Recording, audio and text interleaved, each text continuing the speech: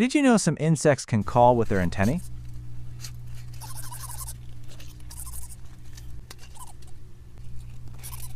Leaf insects are insects that mimic leaves.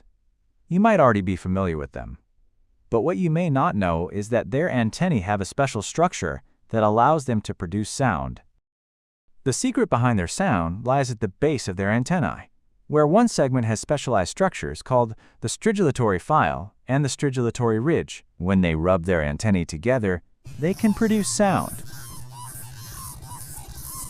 But this behavior becomes less likely to be triggered in adults, while younger nymphs are more likely to rub their antennae when disturbed.